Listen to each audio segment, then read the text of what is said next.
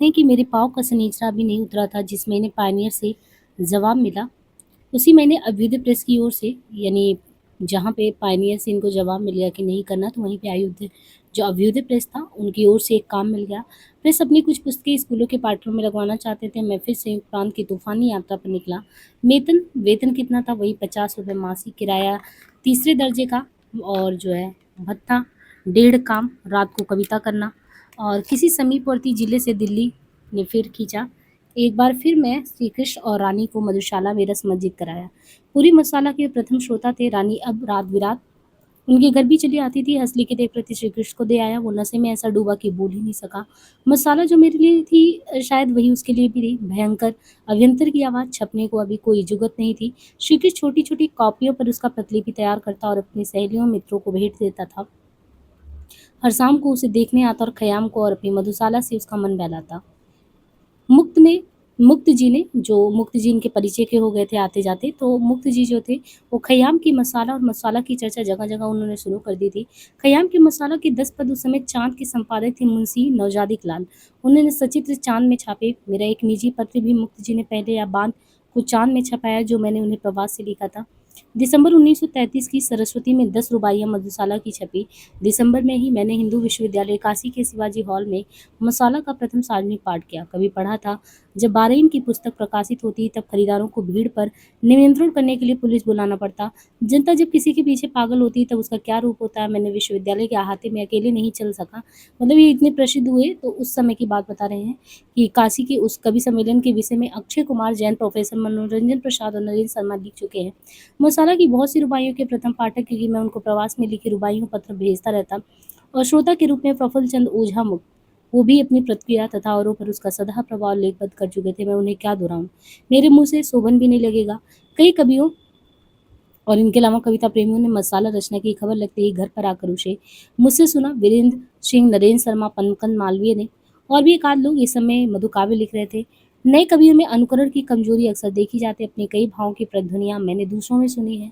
दुख हुआ, मेरी मौलिकता लूट रही है, श्यामा ने कहा। यानी श्यामा इनकी पत्नी, देखी कितनी अच्छी बात कहते हैं। उन्होंने बोला कि उनका हृदय विशाल था। बोली, प्रसाद तुम्हारे भाव चुराते हैं, मैथिली सरल गुप्त चुराते हैं, सुमिता नंदन पन चुराते हैं, तब तो तुम्हारी तारीफ होती। किसी अरे गहरे नत्थु खैरे ने तुम्हारा भाव चुरा लिया तो क्या हुआ? दूसरों की चोरी से जो शुरू करेगा वो अपना खजाना नहीं खो देगा। आदमी का सबसे बड़ा खजाना अपने अंदर है। राजनाथ पांडे ने पहली बार मसाला सुनकर जो कहा था बड़ा मौलिक था, मुझे याद है। न भय आज भारतेंदु बाबू हरिश्चंद्र तोहें अशरफियन से तुपवाए देते। तुपवाना मतलब बनारसी में बोलना कि ढकवा देना, मुदवा देना। मैंने कहा, जड़ असरफियों से ढके जाने में क्या सुख होता है? मैंने उनसे कहता हुआ एक बार ये सोचा कि मानो भारतेंदु जी होते ना, तो मैं उनको कंठ लगाता, यानी मैं उनका इतना सम्मान करता। कहते कि मधुशाला से मेरे चेतन अवचेतन अतिचेतन संस्कार अनुभूत में संचित समृद्धि कल्पना, भय आशा निराशा वेद संवेदना हर्ष विमर्श समोह व्यमोह, वो भी एक यूनानी त्रास्ती जो रेचन है, उनके सिद्धांत को करते हुए अपने स्पिरिट में लाता है। फिर प्याला हाला मधुकशलस सुराही मधुपाई मलिक मसाला आगे आते जाते हैं। मसाला के बाद मैंने मधुबाला के गीत लिखने शुरू किए, जैसे अभी पूरा क्षरण नहीं हुआ था, वास्तव में वो पूर्ण मधुकलश के साथ हुआ। मधुशाला मधुबाला मधुकलश को एक ही रचना मानकर जो पढ़ेगा, शायद उसी को इन 3 रचनाओं के पूरे रहस्य का बोध होगा। यह तो कभी की समस्त कृतियों को एक ही कृति मानकर पढ़ना चाहिए। उसका वाङ्मय शरीर है जो अलग करके देखता है। मसाला की कुछ प्रकाशित चतुष्पदियों और यत्र तत्र उसके पाठों पर जो प्रतिक्रिया मैंने देखी थी, अनुकूल प्रतिकूल दोनों ने अपने सर्जक के प्रति आत्मविश्वासी होने का मुझे बल दिया। विरोध भी तगड़ी चीज़ों का होता है, पर अपने अर्जक के प्रति भी आत्मविश्वासी मुझे होना था। 34 का आरंभ हो गया था। अजूदों को फिर से निकालने की योजना बनी। पंडित वेंकटेश नारायण तिवारी, जिन्होंने सरस्वती में हरिऔध का बुड़वश शीर्षक लेख लिखकर शायद पुराणों के प्रति नया का विद्रोह पहली बार उठाया था। हरिओ जी अपने को कवि सम्राट लिखते थे, उनके संपादक नियुक्त हुए। पंडित कृष्णकांत मालवीय का ही था प्रभाव प्रबंधक का काम उन्होंने अपने सुपुत्र पद्मकांत मालवीय को सौंपा। अभ्युदय का कुछ पाठ्य पुस्तक संबंधी कार्य में कर चुका था, शायद बहुत असफलता से नहीं। पद्मकांत ने पत्र के कलर के विभाग में मुझे 35 रुपये प्रतिमास रख लिया। मैं अभ्युदय के पुराने ग्राहकों के पते नकल करता, नए अभ्युदय की प्रतियां उनको भेजी थी। जो लौट आती थी उनके पते मुझे काट देने पड़ते। वे मर गए या उनका पता बदल गया, या अभी अभ्युदय लेना नहीं चाहते। मैंने अभ्युदय में 6 महीने का काम किया होगा। वह पग ध्वनि मेरी पहचानी कविता मैंने उन्हीं दिनों लिखी थी जो सरस्वती में तिरंगे चित्र के रूप में छपी। अब सोचता हूँ कि अर्जक और सर्जक के दिमाग उन दिनों किन ऊंची नीची सतहों पर काम करते थे। इन दिनों के बीच कहीं ट्यूशन गिरी थी जिसके द्वारा अपनी माहवारी आमदनी में कुछ इजाफा किए बगैर घर का खर्च नहीं पूरा पड़ सकता था। उसी अवधि में पद्मकांत ने मधुशाला अभ्युदय प्रेस से प्रकाशित करने के लिए मुझसे मांगी एहसान और पूछ पूछ। पांडुलिपि मैंने दे दी, लिखा पढ़ी कुछ नहीं हुआ। उन्होंने जवानी आश्वासन दे दिया, किताब ठाठ से निकालेंगे। कवि के मन में भीतर ही भीतर लड्डू फूटने का इतना ही पर्याप्त था, साथ जोड़ दिया और बिक गई समुचित रॉयल्टी। इसी बीच मैंने दिल्ली की एक बार की फिर यात्रा की। अप्रैल या मई में अखिल भारतवर्षीय हिंदी साहित्य सम्मेलन का वार्षिकोत्सव दिल्ली में होने लगा। शायद मन में ये बात उठी होगी कि साहित्यकार बनने चला हूँ तो साहित्य सम्मेलन में मुझे भाग लेना ही चाहिए, हिंदी साहित्यकारों से परिचय करना चाहिए। मैं किस खेत की मूली था जो मुझे निमंत्रित किया जाता। सोचा होगा दर्शक की हैसियत से तो मैं जी ही रह सकता हूँ, और अगर उस अवसर पर आयोजित कवि सम्मेलन में मुझे कविता पढ़ने का मौका मिल गया होता तो सम्मेलन मेरे यश विस्तार का केंद्र भी साबित होता। लेखक को अपना स्थान बनाने की सच्चाई नहीं छिपाऊंगा। एक बात मेरे मन में ये भी थी, इस बहाने में एक बार फिर श्री कृष्ण और रानी को मिलाऊंगा। सृजन की परिभाषा देने को कहता तो मेरा जवाब होता, अगर कोई कहता सृजन की परिभाषा देने तो मेरे यही जवाब होता, जीवन की व्यवस्था। साहित्य सम्मेलन के कवि सम्मेलन में जो प्रभाव मेरी कविता ने उत्पन्न किया उसके विषय में कन्हैयालाल मिश्र प्रभाकर पहले ही लिख चुके हैं, मैं क्या दोहराऊं। कहते हैं कि कॉमर्स कॉलेज में मेरा कविता पाठ हुआ जिसके श्री कृष्ण भूतपूर्व छात्र थे, और बड़ी ही प्रशंसात्मक रिपोर्ट हिंदुस्तान टाइम में छपी जिसमें मुझे हिंदी का उमर खयाम कहा गया। मुझे विशेष रूप से इस बात का सुख था श्री कृष्ण और रानी, जब अपने बहुत ही करीबी लोगों को बहुत ही ज़्यादा अपने पे अभिमान होता है ना, तो वो बहुत ज़्यादा प्रफुल्लित करता है। और विशेष अपनत्व का एहसास हुआ बच्चन जी को। कहते कि इस बार 3-4 दिन श्री कृष्ण और रानी को प्रायः साथ देखने और उनके साथ रहने का अवसर मिला। मेरी आंखें ये देखने में नहीं चूकी कि अब वे पहले से बहुत अधिक एक दूसरे के निकट आ गए थे, और उसी अनुपात में मेरे घर वालों का विरोध उनके प्रति बढ़ गया था। रानी को कहीं जाने का ठौर नहीं और श्री कृष्ण को अपनाने को कोई और नहीं। रानी के मन में कभी कभी ये विचार भी आता था कि वह पुलिस के सामने आत्मसमर्पण कर दे और उस पर जो जुर्म साबित हो उसकी सजा स्वीकार कर वह भी यशपाल के समान जेल चली जाए। श्री कृष्ण उसकी अनुमति नहीं देता था। रानी को छिपा रखने की अपनी सफलता और उसका सुराग लगा सकने में एलिस की विफलता पर वह एक संतोषप्रद पुलक का अनुभव करता। हालांकि वह इसका बड़ा महंगा मूल्य चुका रहा था। घर वाले कहते थे कि रानी के पीछे वह अपने को बर्बाद कर रहा है, और उसके चेहरे पर और किसी की चिंता हो अपनी बर्बादी कि फिक्र का कोई निशान नहीं था, और वह जिस कल्पना लोक में पलायन कर गया तो उस पर मुझे आश्चर्य होता था, ईर्ष्या भी। घर वाले उसे किसी प्रकार की आर्थिक सहायता देने से रहे, उल्टे उसी से उसकी प्रत्याशा करते। लेकिन न मैंने तब जाना न जाने का प्रयास किया, और न अब तक जानता हूँ कि वो स्रोत क्या था जिससे उसको इतना धन प्राप्त होता था कि वह रानी का और अपना खर्च चला सके। पर यह कोई अनिश्चित स्रोत था अवश्य, जिसने उनको बात को धोखा दिया और वो घोर संकट की घड़ियों से गुजरे। उनके पास से जब मैं लौटा तो मुझे लगा कि जैसे मैं करुण मधुर स्मृतियों के एक गहरे सरोवर में स्नान करके आया हूँ। कुछ इसी प्रकार का अनुभव मुझे हर बार होता था, हर बार पहली बार से अधिक। क्या जीवन पूर्वानुभूतियों के क्षणों को दोहराता भी है? पात्र परिस्थितियां बदल जाती हैं पर अमूर्त भावनाएं क्या पहले को ही उठुमड़ मन को मथ जाती हैं? श्री कृष्ण और रानी के साथ बैठे कभी झुटपुट में, कभी मंद प्रकाश में, कभी अंश चंद अथवा तारों की छाह में, इस बात को मैं बिल्कुल भूल जाता था कि यह दिल्ली है, यह श्री कृष्ण है, या रानी है, या मैं हूँ। लगता जैसे ये नाम स्थितिहीन अधर में कोई जगह है, और करकल है, चंपा है, मैं हूँ, और धुएं धुएं में शरीर वो मौजूद है। एक दूसरे से बिल्कुल अभिन्नता का अनुभव करते देश काल में जहाँ कहीं कुछ भी हो रहा उसे नितांत निरपेक्ष उसकी ओर से एकदम निश्चिंत। इतने दिनों बाद जब मैं चीज़ों को कुछ वस्तुगत दृष्टि से देख पाता हूँ, मैं सोचता हूँ न कृष्ण न करकल, न रानी चंपा, न दिल्ली न इलाहाबाद, न मेरा कमरा शून्य में अवस्थित कोई ज्योतिर्विद। जो था वह कुछ ऐसा नशा था, ऐसा जादू मेरे मन प्राणों में, मेरी आंखों में, जो उन पैरों को अपने को आरोपित कर अपने में ही खो जाता था। हर सूरत साकी सूरत में परिवर्तित हो जाती है, आंखों के आगे ही कुछ भी, आंखों में है मसाला। अगर कभी की कोई नियति होती यानी उसे कभी बनाने की, तो उसने श्री कृष्ण और रानी को इसलिए मेरे पथ में डाल दिया था कि मेरे अतीत के क्षणों का विस्फोट कर अहम वर्तमान करे। अब उनमें जीने के लिए नहीं बल्कि उनमें सृजन करने के लिए। शायद कलाकार की दृष्टि से तरजीह सृजन के क्षण को ही दी जाए, क्योंकि जीने के क्षण में सृजन प्राय नहीं हो पाता, पर सृजन के क्षण में एक तरह का जीना जरूर हो जाता है। उन्हीं दिनों किसी समय बाबू पुरुषोत्तम दास टंडन के निवास स्थान पर कोई कवि गोष्ठी हुई जिसमें इलाहाबाद के सब मुइड मुइड काव्य पारखी एकत्र हुए। वयोवृद्ध लक्ष्मीधर वाजपेयी से लेकर नवयुवक राजनाथ पांडे तक सबने एक स्वर से मेरी कविताओं की सराहना की। उसी में अग्रवाल विद्यालय के हेडमास्टर बाबू केदारनाथ अग्रवाल भी थे। स्वयं स्वस्थ और हर एक को हर मौके पे 100 बरस जीने का उपदेश देने वाले अभी मौजूद हैं। वे मेरे काव्य पाठ से प्रभावित हुए। उन्होंने अपने स्कूल में मुझे हिंदी अध्यापक के रूप में नियुक्त करना चाहा। 35 रुपये प्रतिमास देने को कहा, मैंने स्वीकार कर लिया। व्यक्ति की नौकरी से संस्था की नौकरी मैंने अच्छी समझी, क्लर्की की नौकरी से अध्यापक की नौकरी ज़्यादा। स्कूल की नौकरी में अस्थायित्व भी था। पिताजी अध्यापकी के पेशे को आदर्श पेशा मानते थे। शायद खुश हुए होंगे कि भूल भटक कर मैं ठीक रास्ते पर लग गया। जुलाई 1934 से मैंने अग्रवाल विद्यालय में काम करना शुरू कर दिया। पहले त्रिपोलिया में था अग्रवाल विद्यालय। उसकी नई इमारत कल्याण चंद के सब्जी बाग में बनी थी। जब जीरो रोड मोहल्ला चक को बीचों बीच से ढियाती गिराती निकल गई थी तो स्कूल की स्थिति सड़क के निकट हो गई।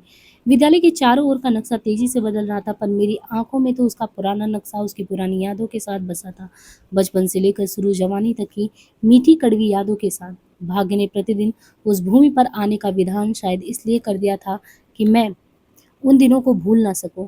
प्रतिदिन उनकी याद करके एक बार आह भर लिया करूं। वहां हमारा घर था, वहां मोहन चाचा का उस जगह आंगन था, वहां लशोड़े का पेड़, साथ मिली करकल की छत, वो मुडेर थी जिस पर चंपा बैठती थी, वृक्ष पर ही उसके नीचे करकल का कमरा, कमरे से जुड़ी कितनी तस्वीरें, कितनी भावनाएं, वहां करकल का आंगन जहां मैंने चंपा का अंतिम दर्शन किया था। प्रथम दर्शन से कितना अलग, वहां हमारे घर का पटा हुआ था, वहीं श्यामा को पहली बार देखा था। बसंत की पहली कली, बच्ची हंसे तो कमरे में उजाला हो जाए, खाने खेलने के दिन में गंभीर दायित्व से दबी, यवन से रोग रूढ़, अपने प्रति कितनी निरीह, मेरे प्रति कितनी समर्पित।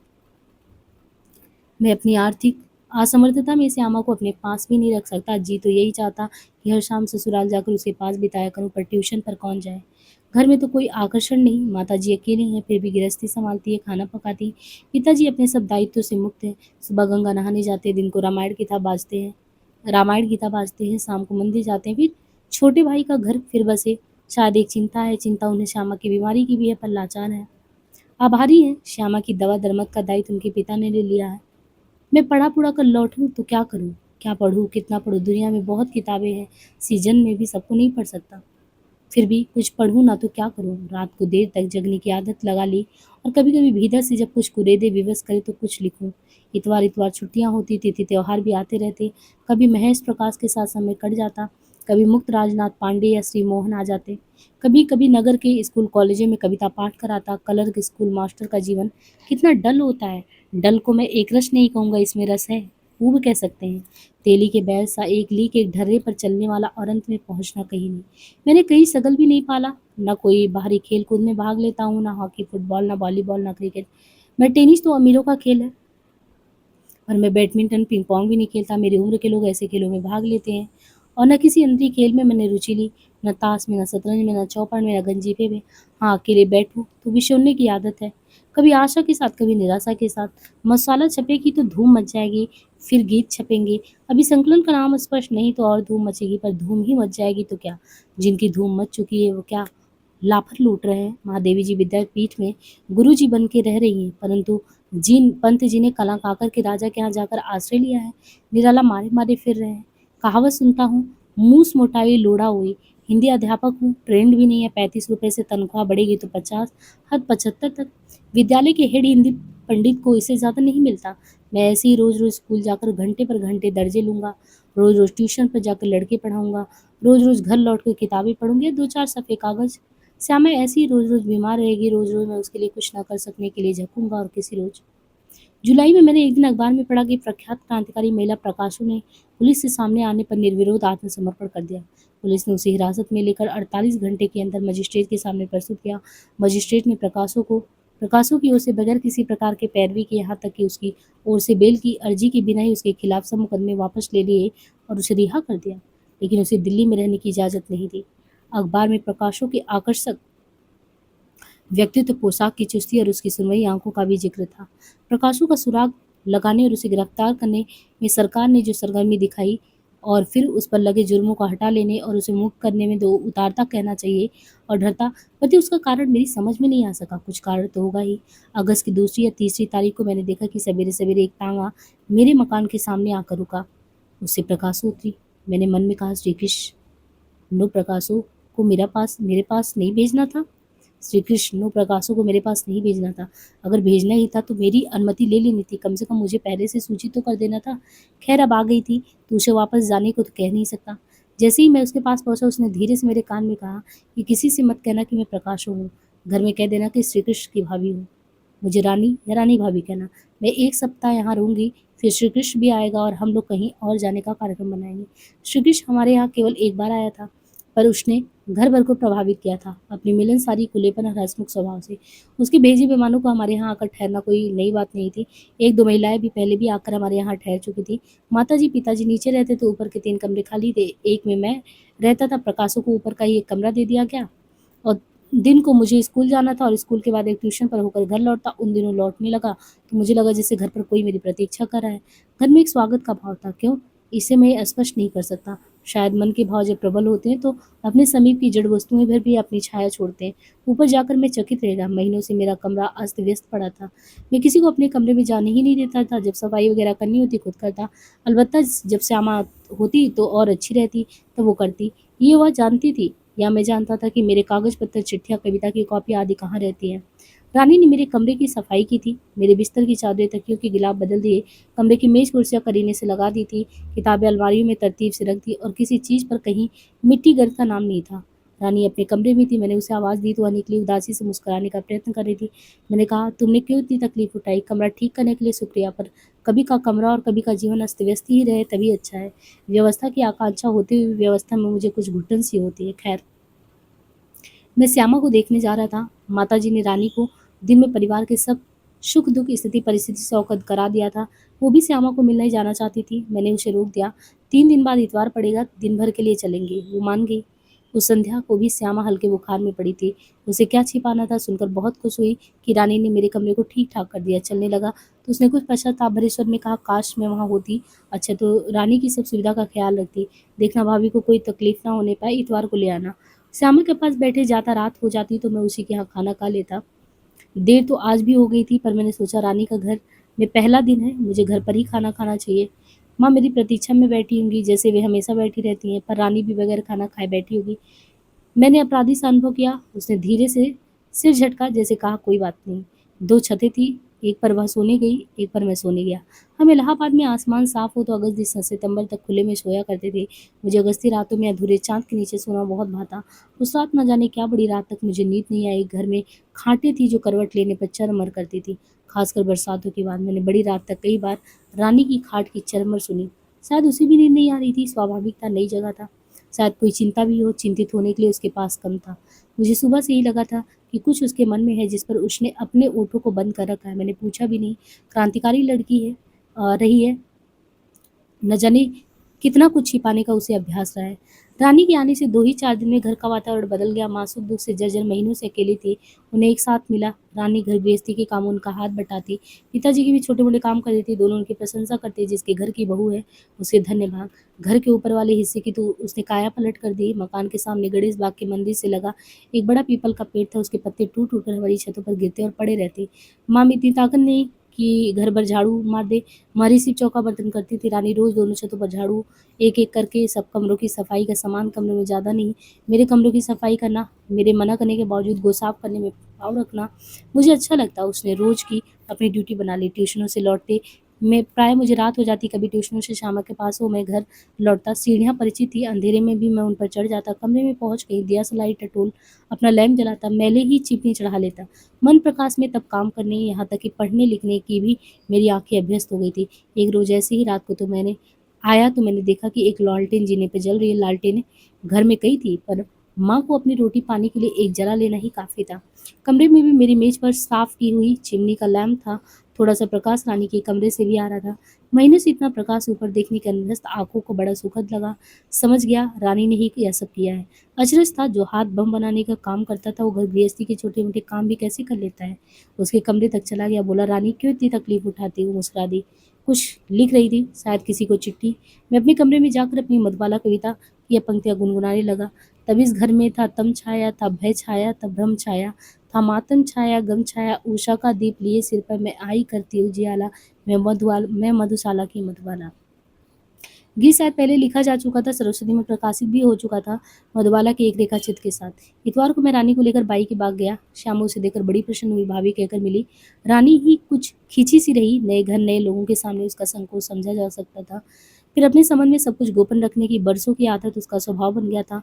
रानी और श्यामा को कुछ देर के लिए अकेले छोड़ दिया। साली सालियों से बात करने को मैं नीचे चला आया। श्यामा ऊपर के कमरे में रहती थी। चलने लगा तो श्यामा ने फिर मुझसे कहा, देखो भाभी जी का ख्याल रखना। मैंने कहा, मैं क्या भाभी जी का ख्याल रखूंगा, भाभी जी मेरा ही ख्याल रखती हैं।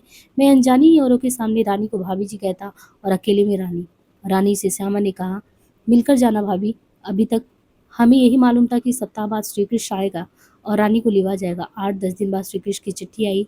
रानी ने मुझसे कहा, काका ने यानी काका श्री कृष्ण का घर पर पुकारने का नाम था। लिखा है कि वह किसी जरूरी काम में फंस गया है, शायद 10-15 दिन बाद आए। अगर मुझे कुछ ज़्यादा दिन यहाँ ठहर जाना पड़े तो तुम्हें कोई एतराज़ तो नहीं? अपने मन की बात कहूँ तो मुझे इस खबर से खुशी हुई। मैंने उससे कहा, बिल्कुल नहीं, पर उस हालत में मुझे अपने माता पिता को तुम्हारे बारे में ठीक स्थिति से अवगत करा देना चाहिए। मेरी माता जी बहुत ही भोली हैं, जैसा कि तुमने इतने दिनों में देख ही लिया होगा। मेरे पिताजी शुरू से ही राष्ट्रीय विचारों के रहे हैं। सही बातें जानने पर निश्चय ही वो तुम्हें अधिक सहानुभूति देंगे। इतना मैं झूठ बोल दूंगा कि तुम्हारी शादी यशपाल भैया के पकड़े जाने से पहले ही हो गई थी और श्री कृष्ण यशपाल के नज़दीकी भाई हैं। चूंकि सरकार का हुक्म है कि तुम दिल्ली में ना रहो, इस कारण उसे तुम्हें लेकर कहीं और रहना पड़ रहा है। रानी ने कोई आपत्ति ना की। माताजी और पिताजी को रानी के बारे में सही ज्ञान होने का प्रत्याशित प्रभाव हुआ। श्री कृष्ण 2 महीने नहीं आ सके। हर 10वें 15 दिन वह आने का वादा करते और एन दिन पत्र आ जाता कि वह अचानक अस्वस्थ हो गए या घर में कोई बीमारी पड़ा या कोई जरूरी काम आ गया। रानी कुछ निराश होती, पर अगले वादे पर शायद ही आस लगाती। क्रांतिकारी जीवन में उसने दिनों दिन जीने की शिक्षा पाई थी। आज की फिक्र कल, कल का परसों। रानी दिन दिन भर निकट से उतर निकटतर आती गई। दिन दिन मुझे अपने विश्वास में लेती गई और जितनी ही वह मुझसे खुली उतना ही उसके चेहरे का खिंचाव कम होता गया और वह दिन दिन ताज़ा से ताज़ा तर होता गया, जैसे किसी पौधे को बंद कमरे से निकालकर खुली हवा में रख दिया गया हो। मैं यदि रानी की निकट से निकटतर आया तो उसके पहल करने पर। मनोविज्ञान की खोज है कि प्रत्येक पुरुष में एक नारी भी अंतर्निहित होती है, जैसे प्रत्येक नारी में एक पुरुष भी। मुझे लगता है मेरे व्यक्तित्व में अंतर्निहित पुरुष से अंतर्निहित नारी अधिक सबल है। मुझे सदा ही वे नारियां प्रभावित करती हैं जो मुझ पर हावी हो जाती हैं, जिनमें अंतर्निहित पुरुष अधिक प्रबल होता है। जिन पुरुषों ने भी मुझे प्रभावित किया है, निश्चय ही उनमें अंतर्निहित पुरुष अधिक पौरुषपूर्ण था। चंपा जिस साहस जिसे और मेरी उससे तो सिद्ध होता है कि उसमें अंतर्निहित पुरुष में बहुत ओढ़ने भोगने झेलने की शक्ति है। रानी में अगर पुरुष प्रणवान ना होता तो मर्द क्रांतिकारियों से कंधा कंधा मिलाकर काम करती। और उसके भावी जीवन ने तो और सिद्ध किया कि उसके भीतर का पुरुष बहुत ही कर्मठ कर्तव्यपरायण है और व्यवहार कुशल है।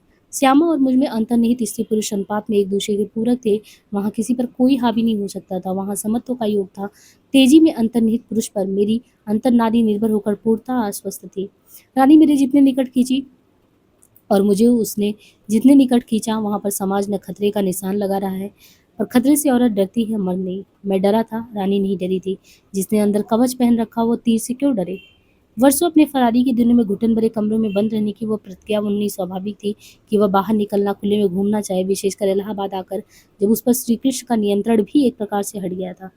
पंजाबी लड़कियों को शाम होते ही घर से निकलकर टुरने फिरने की खुरक होती। रानी कभी मुझसे कहती, मुझे बाजार ले चलो, मुकाले मुकाले चले बाजार बाजार शॉपिंग के लिए। इसके अर्थ मैंने समझना मेरी आर्थिक स्थिति के मनुष्य के लिए बड़ा सुखद नहीं हो सकता था। इलाहाबाद उन दिनों तकियानूश शहर था। किसी अर्थ में शायद अब भी हो। चौक में शायद ही कोई भलमानुस स्त्री के साथ खरीदारी करने जाता हो। तब सिविल लाइन साहब मेमो के लिए थी, या उन हिंदुस्तानी के लिए जो साहब मेम नुमा हो। कटघर से बहुत दूर भी थी। ऐसी खूबसूरत बला को लेकर चौक में निकलना सबकी अंगसनुमाई का शिकार होना था, और कई बार हुआ भी। किसी शाम को कहती, मुझे घुमाने ले चलो, और घुमाने ले जाता मैं उसे जमुना के पुल पार।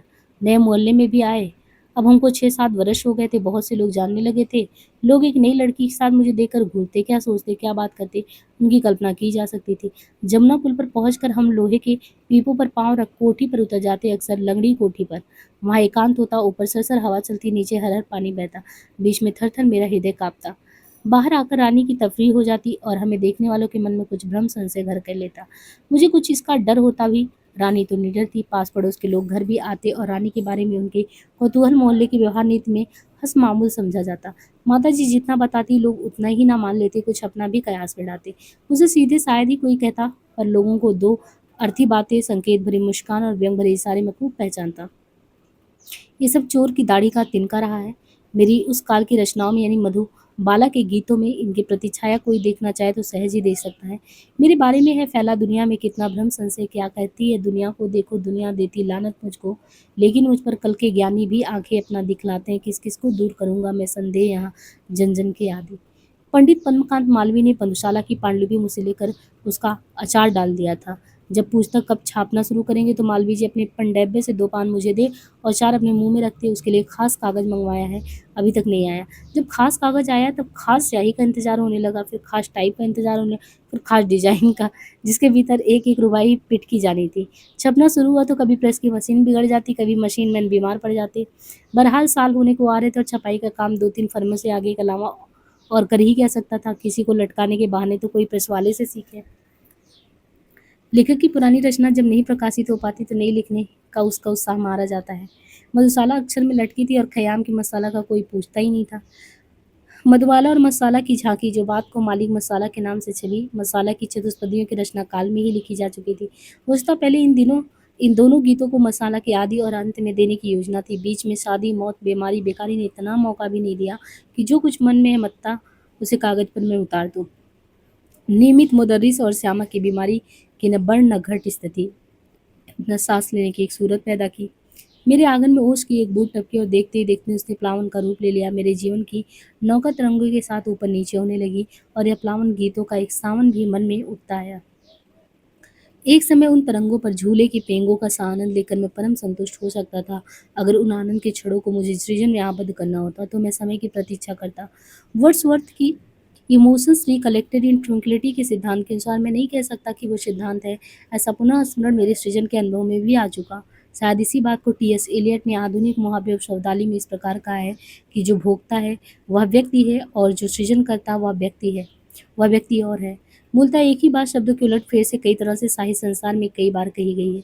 जब मैं उन्हीं दिनों के अपने सृजन के अनुभव का स्मरण करता हूँ तो मुझे लगता है कि जो व्यक्ति भोग रहा था, वह वही व्यक्ति था जो सृजन कर रहा था। जीवन सिद्धांतों की जड़ता में नहीं चलता, सिद्धांत जीवन की अनुभूतियों पर चलाए जाते हैं। और इतना हम मान लेंगे कि बहुत सी भ्रमपूर्ण रूढ़ियों से मुक्त हो जाएंगे कि जीवन विरोधाभासी भी है। पक्षी बैठे हैं, एक वृक्ष को केवल देखता है, दूसरा उनका फल खाता है।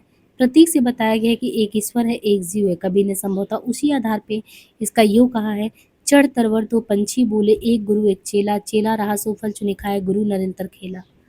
पंत जी की स्वर्ण किरण में एक कविता है अपूर्णा, जिसमें उन्होंने ब्रिज पर बैठे दोनों पक्षियों के परस्पर विरोधी दृष्टिकोण को वर्णित किया है। ये प्रश्न उठाया कि क्या ऐसा पक्षी कहीं नहीं है जो श्रावण फल भी चखता और निश्चल देखता भी हो, यानी जो संग संग दृष्टा और भोक्ता दोनों हो। उनके अनुसार वही आदर्श पक्षी है। उपनिषद के रूपक में इलियड बोलना चाहते थे तो कह सकते थे कि जीवन तरुवर पर दो पक्षी बैठे, एक सृष्टा और एक भोक्ता। और पंच जी शायद आदर्श पक्षी उसको कहते जो सृष्टा भोक्ता दोनों साथ साथ हो। पता नहीं मैं आदर्श पक्षी था या नहीं, पर उस समय मेरी स्मृति स्पष्ट है, मैं साथ-साथ सृष्टा भोगता था। किस मानसिक प्रक्रिया से ये संभव हो चुका था इसकी व्याख्या मैं नहीं करना चाहता। संकेत शायद पहले भी कर चुका हूँ।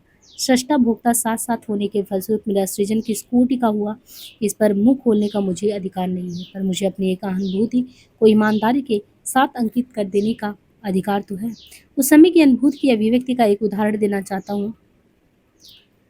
कहते हैं कि अरुण हालत सा प्याला पूर्ण ललकता उत्सुकता के साथ निकट आया है तेरे आस, सुकोमल मधुबाला के हाथ सुरा सुषमा का पाया योग, नहीं यदि पीने को अरमान भले तू कहे अपने को भक्त, कहूँगा मैं तुझको पाषाण हमें लग मरनों को क्या लाज, गए मुनि देवों के मंडोल, सरसता से संयम को जीत रही बुलबुल डालों पर बोल, सुरा भी पद मधु भी करे मधुपान। मैं नहीं कल्पना कर सकता कि बाद में कभी उसका पुनः स्मरण कर मैं इसकी इतनी तीव्रता और सुंदरता के साथ व्यक्त कर पाऊँ या नहीं, या मेरी कथित यत्किंचित प्रतिभा की सीमा हो। रुबाइयत या उन्माद को कीड़े खा जाए, मधुशाला अधूरी ही छपी पड़ी रहे। मुझे उस समय सृजन के लिए प्रोत्साहन देने के लिए प्रकाशन की आवश्यकता नहीं थी, मेरे लिए जीवन जीना प्रोत्साहन हो गया था। मधुबाला के अधिकांश गीत मैं निश्चित रूप से क्यों ना कह दूं कि एक दो को छोड़ सब उसी समय लिखे गए थे। उनमें से एक इस पार उस पार के लिए मना स्थिति के बाद बनी थी। 2 ढाई महीने बाद रानी अच्छी भली स्वस्थ दिखती सी बीमार पड़ गई, उसे चक्कर आने लगे, खाना छूट गया। मैं उसे डॉक्टर के पास ले जाना चाहता था, वो नहीं गई। मैं डॉक्टर को घर पर बुलाना चाहता तो उसने मना कर दिया, बस एक रट लगा दी, काका को बुला दो। चिट्ठी पर चिट्ठी गई, तार पे तार। श्री कृष्ण आया।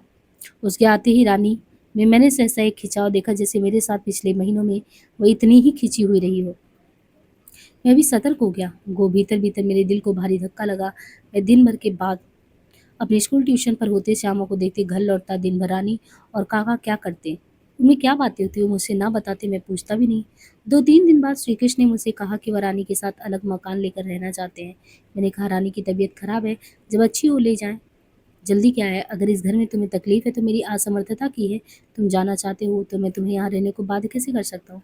वास्तव में श्री कृष्ण मेरे घर के पास ही चर्च से मुट्ठीगंज को जाने वाली सड़क पर एक ईसाई का नया मकान देख आए थे। 2 मंजिला था, मकान मालिक नीचे रहता था, ऊपर का हिस्सा किराए पर उठाना चाहता था। केवल 12 रुपए किराया था। दूसरे दिन श्री कृष्ण और रानी उस मकान में चले गए। 2 खाटे मेरे यहाँ रोज चली गई। खाना बनाने के कुछ ज़रूरी बर्तन माँ ने दिए, छोटी-मोटी ज़रूरत की चीज़ें उन्होंने बाजार से खरीद ली। मैं श्यामा के पास से लौटता तो कुछ देर श्री कृष्ण और रानी के पास भी बैठता। रानी का जी जैसा खराब मेरे घर था, वैसे ही 2-3 दिन वहाँ भी रहा। एक रात में मैं वहाँ पहुँचा तो क्या देखता हूँ कि रानी की हालत ज़्यादा खराब हो गई। वह बिस्तर पर चित लेटी है, पीली पड़ी, दुबली-दुबली सी लगती जैसे किसी ने गन्ने को रस निकालने की मशीन में डालकर खींच लिया हो। मुझे स्तब्ध सा देख श्री कृष्ण बिल्कुल निश्चिंतता से बोला, "कुछ नहीं, ज़रा तेज बुखार हो गया है, दवा दे दिए। डॉक्टर को दिखा दिया हूँ। कहता है 2-3 रोज में सब ठीक हो जाए।" मुझे लगा वो नहीं चाहता है कि मैं कुछ पूछूं या ज़्यादा देर ठहरूं। आज मैं आ ही क्यों गया? मैं अपने घर लौट आया। 1 सप्ताह में रानी ठीक हुई हो गई। दोनों को सिवा उस मकान में पड़े रहने के कोई एक काम नहीं था। श्री कृष्ण कुछ रुपए लेकर आया था पर वे जल्दी खत्म हो गए। उसका कोई सहायक यदा-कदा उसे कुछ भेजता भी था, पर पैसे की तंगी वो बराबर अनुभव करता। घर चलाने का खर्च काफ़ी होता। श्री कृष्ण 8वें 10वें मुझसे रुपए माँगता। मुझे अपने को बहुत दबा कर देना पड़ता, फिर भी शायद ही कभी मैंने उसे निराश किया हो। कभी-कभी तो मैंने अपने दोस्तों से उधार लेकर उसे रुपए दिए। मैं पूरी कोशिश करता कि श्री कृष्ण और रानी को कोई तकलीफ ना हो, यह सोचकर कि इनकी आवश्यकता तो बराबर बनी रहेगी। मैंने एक ट्यूशन और कर ली। रात को खाना खाने के बाद पढ़ाने जाता और 11 बजे रात के करीब लौटता। कीटगंज से मुट्ठीगंज तक सुनसान सड़कों पर खच्चर-खच्चर साइकिल चलाते जाड़ों में ठिठुरता। उन दिनों की अपनी मेहनत, मशक्कत, अपने मन के तनाव, दिमाग के खिंचाव की याद करता हूँ तो लगता है कि मैं कोई दैत्य ही रहा हूँगा जो ये सब झेलता था। कहते हैं कि प्रेम का मूल्य प्रेमी अपने प्राणों से, प्रसन्नता से अदा कर सकता है, लेकिन यदि उस पैसे की सख्त में मांगा जाए उसे पैसे की सख्त में मांगा जाए तो वह निश्चय अपने प्रेम को अपमान समझेगा, खासकर जब पैसा ना दे सकने की स्थिति में उसके प्रेम का अवमूल्यन हो। मैं श्री कृष्ण और रानी को हृदय से प्यार करता था और किसी समय वे भी मुझे करते थे, पर मुझे कुछ समय से आभास होने लगा थी कि उनका प्रेम मेरे लिए अब उसी अनुपात में है जिस अनुपात में मैं उनके लिए पैसा ला सकूं। माना वे अपनी परिस्थिति से लाचार है, मेरे ऊपर निर्भर है, पर उन्हें भी देखना चाहिए था कि मुझे कितना झुकाया जा सकता है। उन्होंने मुझ पर अपना इतना भार रख दिया था कि मैं टूटने की स्थिति में पहुंच गया था। श्री कृष्ण ने अपने लिए एक योजना बनाई कि वह आगरा यूनिवर्सिटी से प्राइवेटली अंग्रेजी में एमए करेगा। मुझे इससे बहुत खुशी हुई। मैंने सोचा कि ये एमए कर लेगा तो इसका पद प्रशस्त होगा और निकट भविष्य में इसे किसी स्कूल कॉलेज में जगह मिल जाएगा। रानी के संरक्षण का दायित्व यह तभी निभा सकेगा जब वह अपने पैरों पर हो पाएगा। कुछ न करने से अच्छा कि श्री कृषि नहीं, रानी भी जो है विधिवत कुछ पढ़ाई करे। चलो किसी ने शुरुआत तो की। प्रॉस्पेक्टस मंगाया गया, फॉर्म भी भर दिया गया। श्री कृष्ण ने मुझसे कहा कि मैं उसे कोर्स की किताबें अपनी किसी परिचित बुक सेलर से उधार पर दिलवा दूँ, रुपए और बात को अदा कर देगा। उन दिनों ट्रैक्ट एंड बुक सोसाइटी से मुझे उधार पर किताबें मिल सकती थी। जब से मैं बीए में था उस संस्था से पुस्तकें लेता था। प्रबंधक इंग्लैंड से भी मेरे लिए पुस्तकें मंगा देते थे और मैं उनका बिल किस्तों में चुकाता रहता। मुझे अभी श्री कृष्ण में विश्वास था। उसके एमए के कोर्स की किताबें 400 रुपये में आई। संदर्भ ग्रंथों का ऑर्डर भी उसने दे दिया था। उसने अलमारी में पुस्तकें सजा दी, पता नहीं किसको प्रभावित करने के लिए, शायद अपने को धोखा देने के लिए। पढ़ना दूर, उसने कभी उन्हें खोला भी नहीं। बात को मैंने प्रायः सबके वे कटे पेज देखे। इम्तिहान देने किस बूते पर जाता, मैं उसे कुछ बना सकने के प्रयत्न में असफल रहा। इससे पूर्व रानी भी मुझे विफल कर चुकी थी। उन दिनों प्रकाश चंद्र गुप्त इलाहाबाद यूनिवर्सिटी के वर्तमान अंग्रेजी विभागाध्यक्ष की पहली पत्नी रामेश्वरी गोयल एमए यौन में उनका देहावसान हो गया था। आर्य कन्या पाठशाला की हेड मिस्ट्रेस थी। उनसे कहकर मैंने रानी को पाठशाला में भर्ती कराया, पर वह शायद 1 सप्ताह से अधिक पढ़ने नहीं गई। श्री कृष्ण और रानी से मेरी आशा टूट चुकी थी। वे अपने भविष्य की योजना के विषय में मुझे अंधकार में रखना चाहते थे। शायद वे स्वयं अंधकार में थे। जनवरी 1935 में श्यामा मेरे पास आ गई। जाड़ों में वह ज्वर मुक्त हो चुकी थी। जब मैं जाहिर है श्री कृष्ण और रानी को अधिक समय नहीं दे सकता था, फिर भी मैं उनका कुशल समाचार पूछने प्रति संध्या उनके घर जाता था। जितनी भी आर्थिक सहायता होती मैं उनको करता आता, अभी देता। अभी उनके प्रति मुझे स्नेह था। उनसे मेरे असंतोष में जो भी था वे शायद अपना दायित्व भी समझने लगे थे और सबसे अधिक असंतोष निश्चय ही उन्हें अपने से होने लगा था। इसके अलावा मेरा ऐसा अनुमान है कि उनके उस आर्थिक स्रोत ने उन्हें धोखा दे दिया था जिस पर वे निर्भर थे। मेरी यत्किंचित आर्थिक सहायता से उनका काम नहीं चल सकता था और वे जानते थे कि अपनी सीमाओं में मैं उसे एक पाई भी नहीं बढ़ा सकता। आश्चर्य है, परम आश्चर्य है कि एक नवयुवती और एक नवयुवक देह दिमाग से दुरुस्त मिलकर कोई भी ऐसा ईमानदार काम नहीं कर सकते थे कि वे आत्मनिर्भर हो पाए। ऐसी स्थिति और मनाही स्थिति में इनके अलावा और भी कारण हो सकते हैं जिन्हें श्री कृष्ण और रानी ही जानते होंगे। फरवरी के अंत में दोनों ने एक दिन तय किया कि वे आत्महत्या कर लेंगे, जमुना में जाकर डूब मरेंगे। संध्या को उन्होंने एक कागज पर बड़े बड़े अक्षरों में लिखा, हम तुम्हारे योग्य नहीं हो सके, हम जमुना में डूबकर आत्महत्या करने जा रहे हैं, अलविदा। कागज उन्होंने मेज पर खुला रख दिया। रानी ने उस पर अपनी चूड़ियां उतार कर रख दी। श्री कृष्ण ने अपना खाली पर्स रख दिया। दोनों ने सफेद कपड़े पहने और घर के सब दरवाजे खोलकर नंगे पांव जमुना की ओर चले गए। वे कैसे अचानक उस घर में पहुंचा, कैसे मैंने उनको पुकारा, कैसे मैं सोने घर में उन्हें खोजता फिरा, कैसे मेरी नजर कागज पर पड़ी, कैसी भावनी उसकी प्रतिक्रिया मुझ पर हुई, कैसे मैं जमुना की ओर बेतहासा भागा, कैसे मैंने उनको अपने ही भूत से बने लौटते देखा, कैसे मैं बेहोश हुआ, कैसे मैंने अपने को उनके घर पर पाया और किस हृदय को निचोड़ने वाली पीड़ा से मैं होकर गुजरा, इसको मैं जिन शब्दों में मधुबाला के प्रलाप में लिख चुका हूँ, उनसे अधिक प्रभावशाली शब्दों में नहीं व्यक्त कर सकता। यहाँ मुझे सिर्फ यही स्वीकार करना है कि वो सब सच है, यथार्थ के रेखांकन पर केवल कविता और कल्पना का रंग चढ़ा है। जिस रात में श्री कृष्ण और कान्ही रानी की यहाँ बेहोश पड़ा था, मेरे माता पिता मुझे देखने आए थे, श्यामा भी आई थी। बेहोशी से जब मुझे कुछ होश आता, मेरे मुंह से एक यही चीख निकलती, खत देखा। श्यामा और मेरा माता पिता क्या अनुमान करते हुए कितने भारी मन से उस रात को लौटे होंगे, इसकी कल्पना मैं नहीं कर सकता। मुझे अपने माता पिता को सफाई देनी थी। आए दिन कुछ न कुछ अनुचित, अवांछित, अप्रत्याशित मैं उनके सामने प्रस्तुत करता था और सबके प्रति सहिष्णुता दिखलाते और हर अवसर पर मुझे समझने का प्रयास करते। मेरे प्रति उनका ये व्यवहार उनका अपने गुरु के प्रति आदर था। माताजी कुछ नहीं बोली। पिताजी ने सिर्फ इतना कहा, तुम खतरनाक लोगों के साथ पड़ गए हो। श्यामा से मैं वही छिपा सकता था जो अपने से। उसने मुझे केवल एक प्रश्न पूछा, शायद उसने यही एक प्रश्न मुझसे जीवन भर में पूछा था, अगर उस शाम रानी और श्री कृष्ण ना लौटते तो मैं भी ना लौटता। मैं इतना कहकर चुप गया और फौरन सोचने लगा कि बिना इसका विचार किए कि इसकी प्रतिक्रिया सामर पर क्या होगी, मैंने कह दिया। पर सच बात यह थी, ये और झूठ मेरे मुंह से श्यामा के सामने निकल ही नहीं सकता था। श्यामा ने मुझे कुछ उत्तर नहीं दिया, सिर्फ मैंने देखा कि उसकी आंखें डबडबाई और दो आंसू उसके गालों पर उलक पड़े। और उन दो आंसुओं में एक सागर था। उन आंसू की दो बूंदों में कुल किनारा पा ना सका। मेरे सामने आंसू बहाने का शायद श्यामा का ये पहला अवसर था। मैंने ज्वार की आंखों में सबसे पहले आंसू देखे। मैं उन्हें सह नहीं सका। यदि वे पिघले लोहे की तप्त रक्त बूंदें बनकर मेरी छाती पर गिरते तो भी शायद मुझे इतनी पीड़ा न पहुंचाते जितनी उन बूंदों ने पहुंचाई। मैंने केवल इतना कहा, जॉय मैं इस समय बहुत कातर हूँ, तुम मुझे और न बनाओ। अपने आंसू पी लिए और ऐसे मुस्कुराई जैसे सब कुछ घटित हो चुका है और कुछ हुआ भी ना हो। मैंने श्री कृष्ण को एक बड़ा पत्र लिखा। सार ही स्मृति में है। अगर तुम गंभीर थे तो तुमने एक बड़ी भीषण त्रासदी का रंगमंच तैयार किया था। तुम ना लौटते तो मैं भी ना लौटता। ये तुम जानते थे, नहीं जानते थे तो तुम्हें जानना चाहिए था।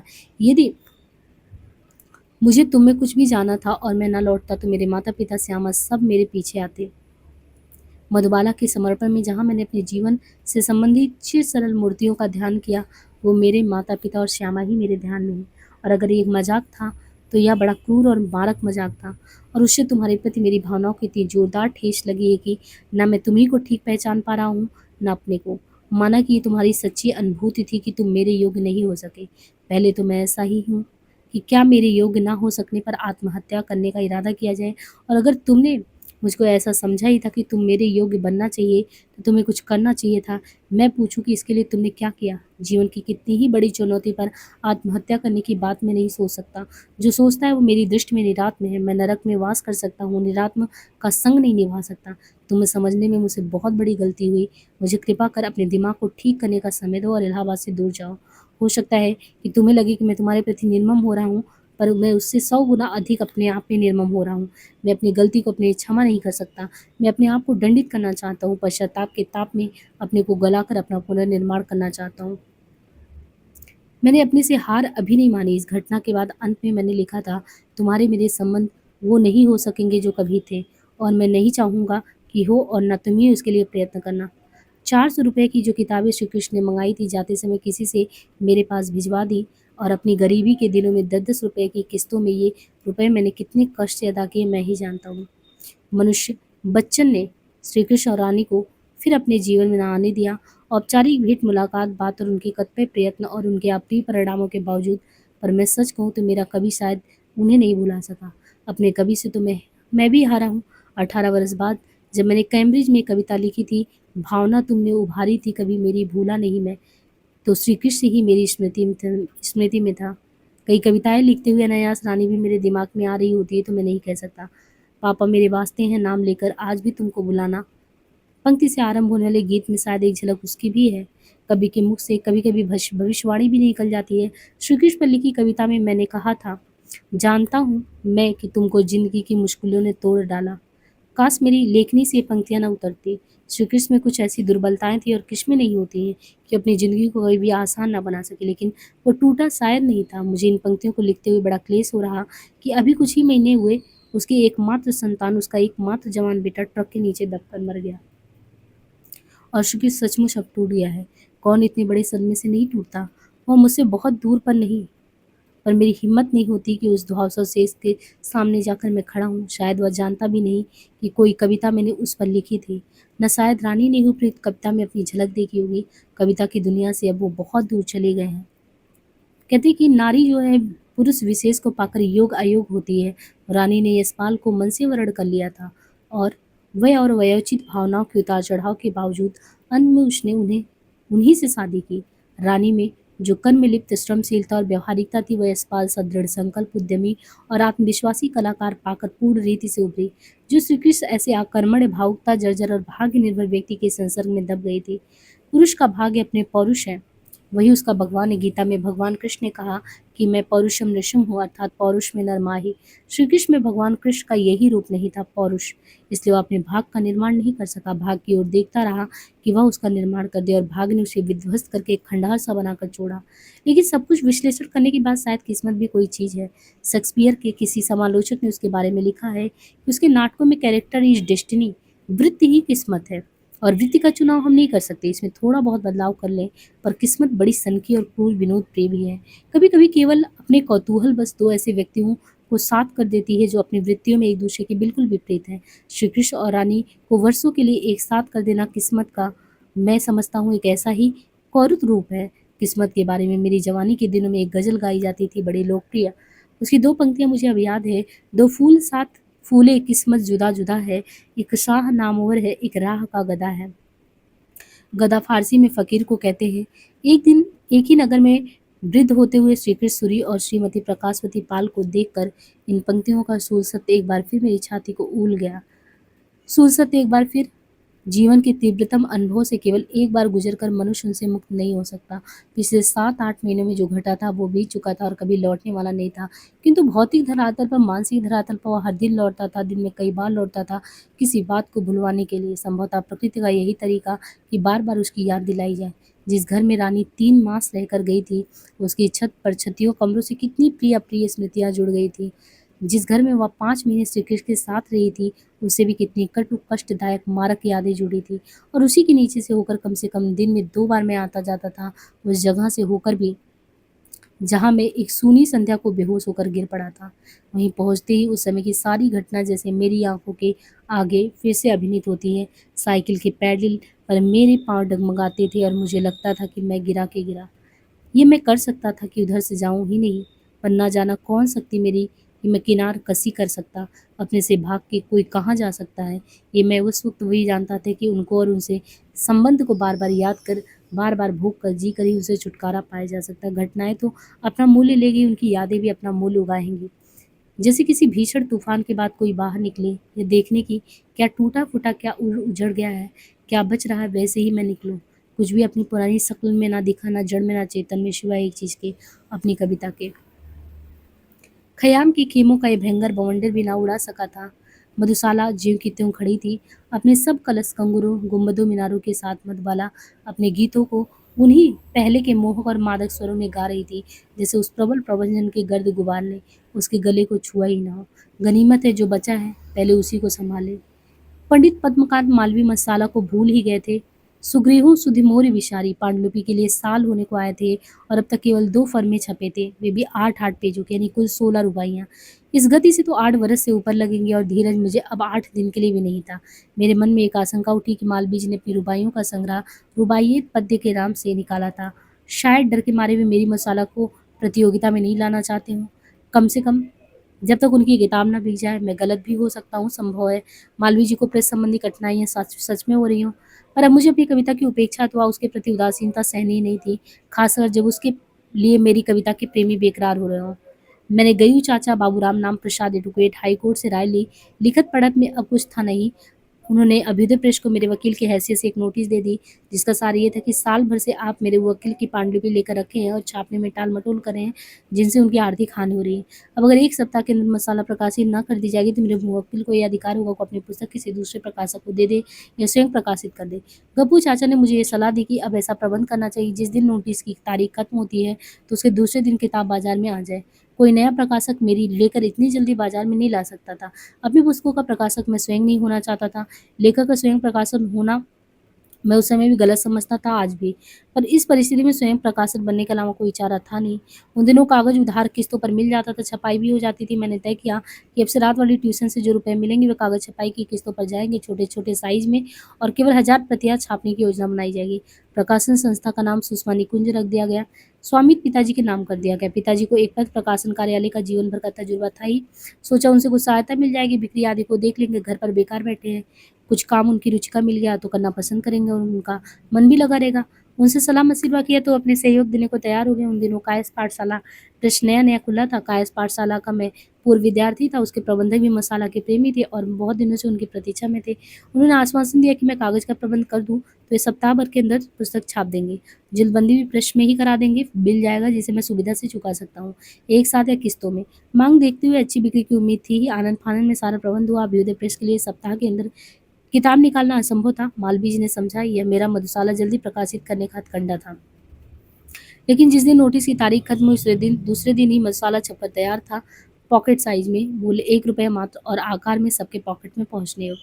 मैंने प्रयाग के कुछ पुस्तक विक्रेताओं को खबर कर दी, तो उनसे अन्य स्थानीय और कतिपय बाहर के विक्रेताओं को खबर लगी। विक्रेताओं के लिए 1/3 कमीशन था। मेरे लिए यह सुखद आश्चर्य था कि बहुत बड़ी संख्या में किताबें प्रेस से ही नगद दाम तक उठवा ली गई। प्रेस प्रबंधक ने छपाई का चार्ज काट कर कुछ रुपए मुझे ही दिए, जिससे कागज के दाम चुकाने में आसानी हुई। इस प्रयोग की सफलता से संतुष्ट होकर मैंने ख़याम की मधुशाला भी छपने को दे दी, और वह भी पॉकेट साइज में अप्रैल में ही आ गया। विक्रेताओं के थोक अथवा पाठकों की खुदरा जैसे भी ऑर्डर आते, पिताजी उनसे संबंधित सारा काम देखते। स्वयं प्रकाशक होकर भी मैंने प्रकाशक का झंझट एक दिन भी ना जाना, जिससे मैं बहुत घबराता था, क्योंकि मुझे आशंका थी कि उससे मेरे यत्किंचित सृजन में बाधा पहुंचेगी। अर्जक और व्यवसायी का समन्वय मैं अपने में नहीं कर सकता था। बहुतों ने सफलतापूर्वक काम किया, मुझे उनसे ईर्ष्या है। विवाह मध्यवित्त परिवारों में भावनात्मक से अधिक व्यवहारिक समस्या है। कोई 2 रोटी पोकर खिलाए प्रस्तावों की कमी नहीं थी। छोटे भाई ने दूसरी शादी कर ली, बांदा में ही, जहाँ उनकी पहली शादी हुई थी। उनकी बदली इलाहाबाद हो गई। बैंक का काम करते थे, हिसाब-किताब में वे माहिर थे ही। सुषमा निकुंज का भी हिसाब रखने लगे। पिताजी का हाथ बँटा। अप्रैल के अंत अथवा मई के आरंभ में इंदौर में अखिल भारतीय हिंदी साहित्य सम्मेलन का वार्षिक उत्सव होने वाला था। सबसे बड़ा आकर्षण यह था कि गांधी जी वहाँ पे सभापति तो करने वाले थे, और मेरा मन कुछ परिवर्तन के लिए भी व्यग्र था। मैंने इंदौर जाने का कार्यक्रम बना लिया। श्यामा को साथ के लिए नई देवरानी मिल गई थी। यात्रा की एक तस्वीर न जाने क्यों मन में स्पष्ट है। तीसरे दर्जे के डिब्बे में बैठा था। महादेवी जी और नवीन जी उसी डिब्बे में थे। महादेवी जी एक बेंच पर सो रही थी और नवीन जी उनके सिरहाने बैठे प्रेम से उनके मुंह पर पंखा झल रहे थे। हम लोग एक दिन को खंडवा रुके थे। माखनलाल चतुर्वेदी ने सबको यहाँ ठहराया था। संध्या को एक हॉल में कभी सम्मेलन हुआ था, जिसमें महादेवी, नवीन और मैंने कविता पढ़ी थी। उस सम्मेलन के बहुत सी चित्र मन पर है। मंच पर महाराज यशवंत राय होलकर और धन कुबेर हुकुमचंद सेठ के बीच अधिक नहीं तो समान गरिमा से बैठा एक नंगा फकीर इंदौर की रियासत में गांधी जी के आगमन का सर्वप्रथम अवसर था। सुबह वे किसी सड़क पर घूमने जाते और आधी रात से लोग उन्हें देखने के किनारे के बंगलों में आ जाते। सम्मेलन के किसी सत्र में पंडित रामनरेश त्रिपाठी ने ग्राम गीतों के महत्व की ओर ध्यान आकर्षित किया। शायद गांधी जी भी उसमें मौजूद थे। त्रिपाठी जी ने हिन्नी हिन्ना वाला गीत सुनाया, पर उनको गाना नहीं आता था। ग्राम गीत गांव की लय ध्वनि में ना गाया जाए, केवल पढ़ के सुना दिया जाए तो उसकी हत्या हो जाती है। त्रिपाठी जी ने उस मार्मिक गीत की हत्या की ही थी। उस दिन मैं सभा में उपस्थित था। मेरे तो जी में आ रहा था उछल कर मंच पर जाऊं और स्वयं गाकर सुनाऊं उसे। वह गीत ठेठ ग्रामीण लय स्वर में था, दिल को हिला सकता था। मैंने उसे किसी ग्रामीण स्त्री से सुना था और हूबहू शायद उसी की धुन में आज भी मैं गा सकता हूँ। ग्राम का वातावरण की अपेक्षा रखता है, शहर में जैसे उसका कंठ पूरी तरह घुल नहीं पाता। उसी वर्ष पंडित दुलारी लाल भार्गव को दुलारे दोहावली पर प्रथम देव पुरस्कार भी मिला था। उस समय के पुरस्कारों में धनराज की दृष्टि से वह सबसे बड़ा पुरस्कार मिला था। 2000 रुपये का मंगला प्रसाद पारितोषिक, 1200 का दुलारी लाल अपने एक तस्वीर कोट टाई में छपाकर सम्मेलन में वितरण करवाने के लिए ले गए थे। उनके नीचे छपा था हिंदी के प्रथम नोबेल पुरस्कार, देव पुरस्कार विजेता महाकवि पंडित दुलारी लाल भार्गव। जहाँ साहित्यकार लोग ठहराए गए थे, वहाँ हंसी मजाक चुल व्यंग का भी खूब खुला वातावरण था। किसी ने वितरण से पूर्व भार्गव जी का संदूक खोलकर तस्वीरों का बंडल निकाल लिया था और भार्गव जी का खूब मजाक उड़ाया था। विशेष स्मृति कवि सम्मेलन की है। शायद महादेवी जी ने सभानेत्री का आसन ग्रहण किया था। पिछले वर्ष दिल्ली में तो उन्होंने किया ही था। कानपुर से खड़ी बोली में कविता लिखने वाले कवियों का एक पूरा दल आया था। नवीन जी ने कनपुरी होकर भी उन सब से भिन्न थे। सियाराम शरण गुप्त भी कविता सुनाने आए, हकलाने लगे। जनता किसी को क्षमा नहीं करेगी, उन्हें उठाना पड़ेगा। कविता पाठ की सरस्वती उनको सिद्ध ना हो सकी। कविता अच्छी करते थे पर नीरस, जैसे उनके एक हाथ की चुटकी में दबी कपास नीरस, विशद गुण में भलजासु। दिनेश नंदनी चोटिया जो बात के डलमई हुए तभी देखा था। राजस्थानी पोशाक में तमरवड़ी स्वस्थ यौवन का गठा शरीर, तब उनके गद्य काव्य की धूम थे। पंडित अनूप शर्मा अनूप बातचीत करते समय विदूषक पर कविता पढ़ते समय नर शार्दुल हो जाते। वे अपनी कविता पढ़ते नहीं थे, दहाड़ते थे। मधुशाला इंदौर की जनता के सामने पहली बार आई थी। लोग झूम झूम उठे थे। बहुत से तो शायद मधुशाला का अर्थ भी नहीं समझते थे। एक किस्सा दूसरे दिन मैंने सुना था। किसी ने किसी सेठ से पूछा, शायद गिरधर शर्मा नौरत ने, सेठ जी मधुशाला सूछे। सेठ ने उत्तर दिया, मधुशाला सोई आपड़ी कांग्रेस हिंदू सभा मंदिर मुस्लिम लीग मस्जिद। किसी ने गांधी जी से शिकायत कर दी कि जिस सम्मेलन के आप सभापति हो उसमें मदिरा का गुण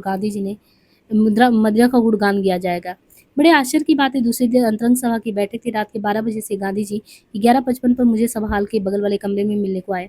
लोगों को मांगने पर भी गांधी से मिलने का समय नहीं मिलता। मुझे बुलवाने की खुशी थी, डर भी। अगर कह दी कि मधुशाला ना पढ़ा करूं या नष्ट कर दूं तो उनकी आज्ञा को टालना कैसे संभव होगा। गांधी जी ने शिकायत की, चर्चा की और कुछ पद सुनने चाहे। कुछ सतर्कता में मैंने भी बरती, चुन चुनकर ऐसी रुबाइयां सुनाई जिनके संकेतार्थ शायद उन्हें सहज ग्राह हो। दो की मुझे याद है। मदिरा ले जाने को घर से चलता है, पीने वाला किस पद से जाऊं, असमंजस में है वो भोला भाला। अलग अलग पद बतलाते, सब पर मैं ये बतलाता हूँ, राह पकड़ तू एक चला चल पा जाएगा मसाला।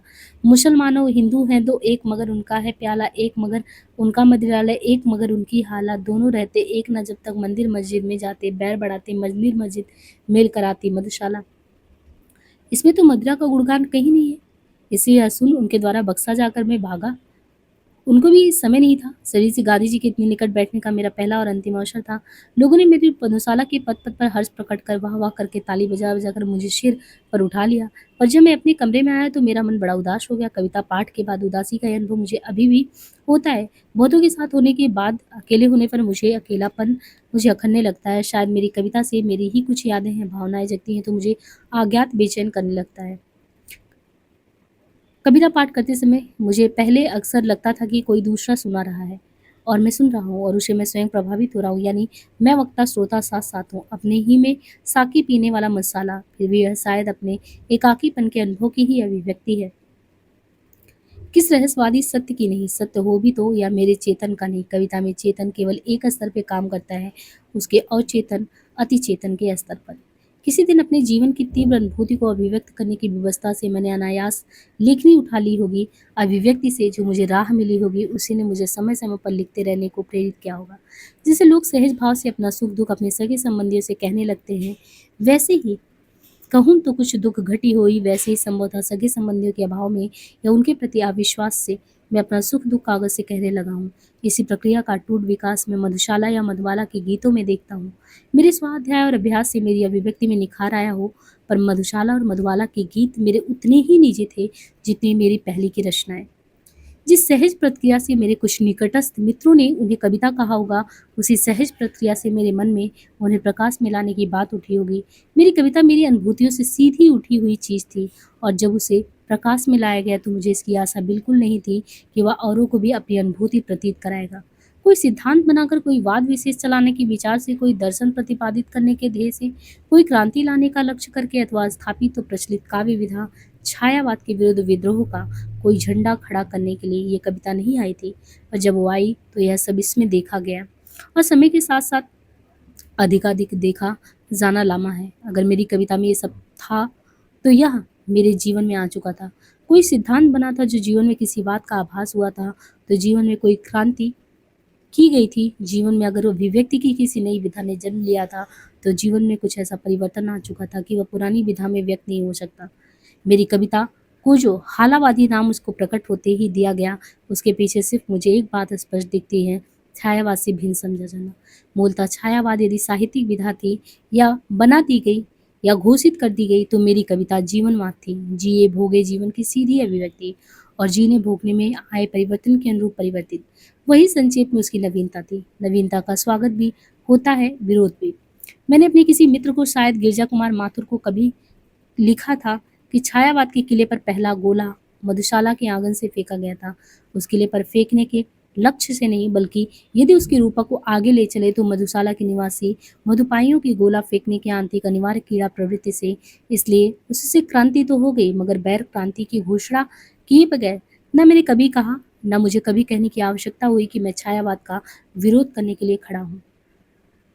कला और सृजन के विरोध को विरोध घोषित करने की जरूरत नहीं होती, क्योंकि कला की एकमात्र दुनिया है कि यहाँ बिना संघार के निर्माण करना संभव है। यहाँ का संघार ही वास्तव में सशक्त सृजन है। नया सशक्त सृजन अपने आप ही जड़ सिड़ काल मुक्त पुरातन की अनुपयोगिता अनावश्यकता सिद्ध करता आता है। और यह सब तो मैं आज कह रहा हूँ, आज से 35-36 वर्ष पूर्व में एकमात्र अपने उर के उद्गारों को प्रस्तुत करने की व्यवस्था से आगे आया था, और मुझे इसकी तृण मात्र परवाह या चिंता नहीं थी उसके प्रति लोगों की प्रतिक्रिया क्या होगी, परिणाम क्या होंगे। मधुशाला की पैरोडी उसके प्रथम पाठ के साथ ही आरंभ हो गई। दिसंबर 33 में, जिस दिन मैंने काशी हिंदू विश्वविद्यालय के शिवाजी हाल में मसाला सुनाया था, उसके दूसरे ही दिन प्रोफेसर मनोरंजन प्रसाद ने उसके कई पदों की पैरोडी लिख डाली और दूसरे दिन के मेरे कविता पाठ की भी सुनाई। सरस्वती में प्रकाशित 10 रुबाइयाँ देकर हिंदी पत्र पत्रिकाओं में टिप्पणियाँ अथवा पैरोडियाँ लिखी जाने लगी थी, कवि सम्मेलनों में सुनाई जाने लगी थी। पुस्तक प्रकाशन के बाद और बढ़ी। पटना का योगी पटना का योगी रामवृक्ष बेनीपुरी, उनके संपादक में प्रति सप्ताह मधुशाला के विरुद्ध कुछ न कुछ लिखा करते थे। वो सीधे उत्तर तो मैंने ना दिया उन्हें, पर हाला मधुबाला शीर्षक कविता में एक पद मैंने लिखा था जिसका संकेत पटना के योगी के प्रति था। रे वक्र भ्रुओं वाले योगी, दिखला मत मुझको वह मरुथल, जिसमें जाकर खो जाएगी मेरी द्रुत गति मेरी धन कल। है ठीक अगर तेरा कहना, मैं और चलूंगी इठलाकर, संदेहों में क्या व्यर्थ पड़ूं, मेरा तो है विश्वास अटल। मैं जिस जड़ मरूं में पहचानूंगी, कर दूंगी उसको जीवन में उल्लास चपल उन्माद तरल, प्रतिपल पागल मेरा परिचय। बेनीपुरी ने तो यहाँ तक धमकी दी थी कि अगर बच्चन बिहार में पाँव रखेगा तो मैं उसको गोली मार दूंगा। कुछ महीने बाद मुजफ्फरपुर से मेरे लिए एक कवि सम्मेलन का निमंत्रण आया। श्यामा ने कहा, बिहार ना जाओ बेनीपुरी, तुमका गोली मार देंगे। मैंने उन्हें जवाब दिया कि अगर बेनीपुरी हमका गोली मार देंगे तो मधुशाला अमर हो जाएगी। मैं मुजफ्फरपुर गया था, पर वहाँ गोली मारने के लिए बेनीपुरी नहीं थे। बात को तो बेनीपुरी मेरे बड़े अच्छे मित्र हो गए थे। अक्षदय में मधुशाला के विरुद्ध जो लेख आदि निकले उनको समझा जा सकता है, न निकलते तभी आश्चर्य होता। श्यामा नहीं चाहती थी कि मैं किसी को किसी तरह का सफाई या उत्तर दूं। मैं बस कविता लिखता जाऊं। मुक्त जी ने कुछ लेखों के विरुद्ध लेखनी उठाई तो मैंने उनको रोका।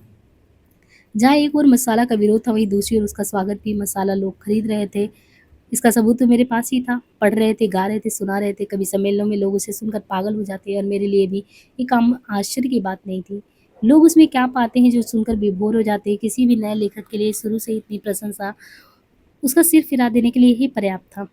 उसके साहित्यिक विकास की बाधा बन सकती थी। इसे मैं अपना सौभाग्य और अपने लिए वरदान मानता हूँ कि ना मैंने विरोधोत्तर मुंह फुलाया और ना वायुओं पर फूल कर कुप्पा हुआ। करे कोई नंदा दिन रात, सुयस का पीटे कोई ढोल, किए कानों को अपने बंद रही बुलबुल डालो पर बोल, सुरा पी कर मधुपान। मेरे अंदर के हृदय एक जोरदार स्रोत फूट पड़ा था, और उससे उमा जो एक प्रबल धार बह चली थी। उसके विरोध या पक्ष में जो कागजी कार्रवाइयां हो रही थी, उनकी परवाह उसे कितनी थी, शायद वह भी पंक्तियों में सबसे अच्छी तरह व्यक्त हूँ आज प्रवाहित मैं ऐसे जैसे कवि के हृदय उद्गार। तुम रोक नहीं सकते मुझको, कर नहीं सकोगे मुझे पार, या अपनी कागज की नामी तट पर बांधो आगे न बढ़ो, ये तुम्हें डुबो देंगी गलकर ये श्वेत केश धड़कड़ धार। बह सकता जो मेरी गति से, पा सकता वह मेरा आश्रय, उल्लास चपल उन्माद तरल, प्रतिपल पागल मेरा परिचय। श्यामा प्रतिवर्ष गर्मी आते आते ज्वरग्रस्त हो जाती और उसका बुखार तभी टूटता था जब जाड़ा पड़ने लगता था। सुबह प्राय वह ज्वर मुक्त होती और जैसे जैसे दिन चढ़ने लगता उसका बुखार धीमे धीमे बढ़ने लगता। बहुत ऊंचे भी न जाता, बस यही 101 के करीब, 102, कभी नहीं ऊपर उससे। वह दुर्बल और कुछ पीली पड़ जाती, कुछ उसका वजन भी घट जाता और उसका उपचार मंशे के आधार पर होता। दवा इंजेक्शनों के अलावा उसे कैल्शियम, ग्लूकोज, हॉर्लिक्स, दिन में कई बार हॉर्लिक्स दिए जाते और उसे पूर्ण विश्राम लेने की, खुली हवा में रहने को कहा गया। फेफड़ा उसका प्रायः साफ समझा जाता, उसे खांसी न आती जो क्षय के मरीजों में बुखार के साथ अनिवार्य रूप से जुड़ी होती। इस तरह उसका क्षय एक प्रकार का अर्ध क्षय था और इलाहाबाद के अच्छे से अच्छे डॉक्टरों के लिए भी एक रहस्य था। बीके मुखर्जी के लिए भी जो उन दिनों 6 के सबसे बड़े डॉक्टर समझे थे। गर्मी पड़ने लगती तो एक प्रकार की आशंका मेरे मन में समा जाती और हर साल श्यामा का स्वास्थ्य जो रूप लेता वो सिद्ध कर देता कि मेरी शंका निराधार नहीं थी। बीमारी, उपचार, सुधार, ऋतु परिवर्तन की तरह प्रतिवर्ष क्रमानुसार घटित होते रहते। इंदौर जाते समय भी कुछ आशंका मैं अपने मन में लेकर गया था और लौटते समय उसके लिए अपने को तैयार करके आया था, जिसका सामना मुझे हर वर्ष करना था। पर रास्ते में ही मेरी तबीयत खराब हो गई और बुखार में मेरा मैं भरा मतलब कि बुखार में भरा मैं अपने घर उतरा। मेरी आशंका के विपरीत श्याम अस्वस्थ दिखी और मैंने उससे मज़ाक किया, "जॉय, इस बार तुम्हारा बुखार मैं अपने ऊपर लेने जा रहा हूँ।" मैं समझता था कि श्यामा इस पर मुस्कुरा देगी, पर वह गंभीर हो गई। मैं अपनी बीमारी को दुलराने वाले में ना था। सच कहूँ तो मैं अपनी बीमारियों के प्रति प्राय निर्मम था। शायद मैंने गांधी जी के ही लेख में कहीं पढ़ा था कि बीमार होना अपराध है। हमें जो शरीर दिया गया है, उसे हम स्वस्थ ना रख सके तो हम अपराधी तो हैं ही। मैं इस तर्क का कुछ और आगे ले गया था। अपराधी को दंड देना चाहिए। मुझे जब कभी छोटी-मोटी बीमारी होती, जुकाम, बुखार, खाँसी, सिर दर्द, तो मैं खाट पर नहीं लेटता और भी अपने से काम लेता। मुझे भरे भुट्टे बुखार में अपनी रात को ट्यूशन पर कमाने वालों की बीमार पड़ने का क्या अधिकार? बीमारी अमीरों की हर हर मजबूती है, गरीबों को उसे अपने पीछे नहीं लगाना चाहिए। लिखने में तो ऊँचा बुखार मुझे सब तरह के सहायक, प्रेरक और प्रोत्साहक लगता है। एक तरह की आग जिसे मेरी अनुभूतियों में ताप आता है, जिसमें गल पिघल कर मेरा हृदय ढलता है, एक तरह की मुट्ठी जो मेरे विचार, भाव, कल्पनाओं को उबाल देकर उछलित होता है। ये तो मैं नहीं कहूँगा कि बुखार में मैं अदबदा कर लिखता था, पर अगर मैं लिखना चाहता तो बुखार मेरे लिए कोई बाधा नहीं बन सकता था। हल्के बुखार में तो मेरे सब काम आराम से हो जाते थे। कोई मेरा बदन छूकर कभी कहता था कि तुम्हें तो बुखार है, मैं पट से जवाब देता कि कभी-कभी उसे बुखार में भी काम करना पड़ता था, और जब वह बुखार में होता था तो और अच्छी कहानियाँ लिखता था। बुखार में आ गया है कि अपनी 2 चट्टानों की 2 सबसे बड़ी कविताएँ 7 के नोबेल पुरस्कार ठुकरा देने पर और 2 चट्टानें जवानी पर था। बीमारी मुझे पराजित नहीं करती थी, मैं ही अपनी जिस्म बीमारी को पराजित कर देता था। बुखार सुखार आखिर कितने दिन तक चलता है? विश्राम तिवारी कहा करते थे, मार के आगे भूत भागे। मैंने अपने प्रयोग से सिद्ध कर दिया, काम के आगे बुखार भागे।